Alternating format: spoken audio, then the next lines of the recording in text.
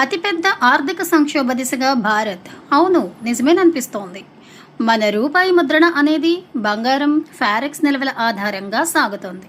మన దేశంలో ఇటీవల జరిగిన పరిణామాలు, పశ్చిమాసియా యుద్ధం కారణంగా విదేశీ ప్రయాణాలు పెరిగిన నేపథ్యంలో దేశంలో ఉన్న విదేశీ మారక నిల్వలు గణనీయంగా పడిపోయాయి. దీని ప్రభావం మన రూపాయిపై పడింది. ఒకప్పుడు డాలర్తో 40 రూపాయలు ఉన్న మారక విలువ కాస్త 95 రూపాయలకు చేరింది. ఇక ఈ తరుణంలో మనం దిగుమతులపై ఆధారపడితే మన దగ్గర ఉన్న ఫారెక్స్ నిల్వలు నేలమట్టమవుతాయి. అప్పుడు రూపాయి చిన్న భిన్నమవుతుంది. ఇక సంక్షోభం చివరి అంచుల దాకా చేరినందున ఇప్పుడున్న ఏకైక మార్గం పొదుపు మంత్రం.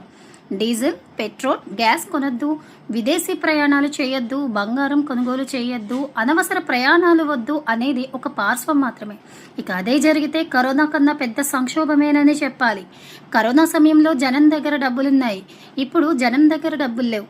క్రెడిట్ కార్డుల అప్పులు పేరుకుపోయాయి. పర్సనల్ లోన్లు, ఈఎంఐలు, ఇలా పరిస్థితి రోజు రోజుకు క్లిష్టతరంగా మారింది. ఇక ఏఐ ప్రభావంతో సంక్షోభంలో సాఫ్ట్వేర్ రంగం, ఆర్టిఫిషియల్ ఇంటెలిజెన్స్ కారణంగా సాఫ్ట్వేర్ రంగం వేగంగా సంక్షోభంలో కూరుకుపోతోంది.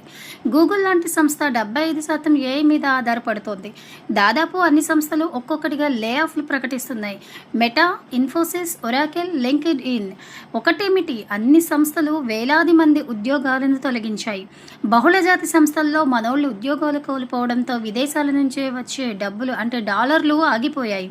అమ్మకానికి ఫ్లాట్లు, రియల్ ఎస్టేట్ కుదేలైంది. జనం దగ్గర డబ్బులు లేక అల్లాడుతున్న పరిస్థితి ఇప్పుడు. మరి ఈ తరుణంలో హౌసింగ్ లోన్లు తీసుకున్న ఎంతో మంది ఉద్యోగులు తమ కొలువులు కోల్పోవడంతో ఇండ్లను వదిలేసుకుంటున్నారు.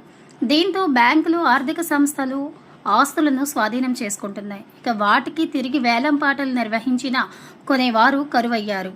ఇక లాక్డౌన్ ప్రకటిస్తే గనక జరిగేది ఇదే. అవేంటో ఒక్కసారి మనం చూసుకున్నట్లయితే రవాణా వ్యవస్థ స్తంభిస్తోంది. పట్టణాలకు రాకపోకలు తగ్గుతాయి. దీని ప్రభావంతో టిఫిన్ సెంటర్లు, హోటళ్లు, చిరు వ్యాపారాలు దెబ్బతింటాయి. ఇక టూరిజం రంగం దివాళా తీస్తుంది. హోటళ్లు, రెస్టారెంట్లు మూతపడతాయి. బంగారం, జ్యువెలరీ, బట్టల వ్యాపారాలు దెబ్బతింటాయి. ఆన్లైన్ పాఠాలు మొదలైతే స్కూల్, బస్సు డ్రైవర్లు ఉద్యోగాలు కోల్పోతారు. కరోనా వేళ సెంట్రలైజ్డ్ ఆన్లైన్ క్లాస్ రూమ్స్ నడిచాయి. ఇప్పుడు ఏఐ టీచర్ పాఠాలు చెప్తుంది. సో ఒక్క టీచర్ కూడా అవసరం ఉండదు. దీంతో ప్రైవేట్ టీచర్ల ఉద్యోగాలు భారీగా పోతాయి.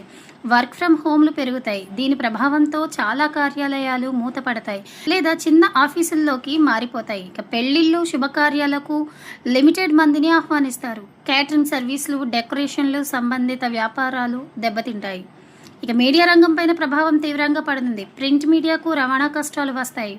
నిత్యావసరాల ధరలు గణనీయంగా పెరిగే అవకాశం ఉంది. విదేశాల నుంచి దిగుమతి చేసుకునే వంట నూనెల ధరలు అమాంతం పెరుగుతాయి. ఈ విషయంలో ఇప్పటికే ప్రధాని మోదీ హింట్ ఇచ్చేశారు. వంట నూనె వినియోగం తగ్గించమని కూడా పిలుపునిచ్చారు. ముందు సంపూర్ణ లాక్డౌన్, తర్వాత మినహాయింపులు ఉంటాయి. అదేంటో చూసుకున్నట్లయితే ప్రజలు కొత్త జీవితానికి అలవాటు పడాలంటే ముందుగా సంపూర్ణ లాక్డౌన్ విధించే అవకాశం ఉందనే చర్చ కూడా ఇప్పుడు నడుస్తోంది. తర్వాత మినహాయింపులు మొదలవుతాయి అని చర్చ సాగుతోంది. మొదట రైల్వేలు, లోకల్ ట్రైన్లు, మెట్రో రైళ్లను ప్రారంభిస్తారు. ఇవన్నీ పవర్తో నడిచేవి. తర్వాత దశలో ఎలక్ట్రిక్ బస్సులను అనుమతించే అవకాశం ఉంటుంది. ఆ పై దశలో ఈవీ కార్లు, బైకులకు పర్మిషన్లు ఇస్తారు. ఈవీ కార్లలో కూడా ప్రయాణికులకు పరిమితి విధించే అవకాశం కూడా ఉంది. మరి ఇక ఈ ప్రభావంతో పెట్రోల్, డీజిల్, సిఎన్జీతో నడిచే వాహనాల షోరూంలు మూతపడే ఛాన్స్ ఉంది లేదా వ్యాపారాలు సాగవు. దీని ప్రభావం దాదాపు 3 ఏళ్ల వరకు సాగే అవకాశం ఉంది. So be careful, be alert.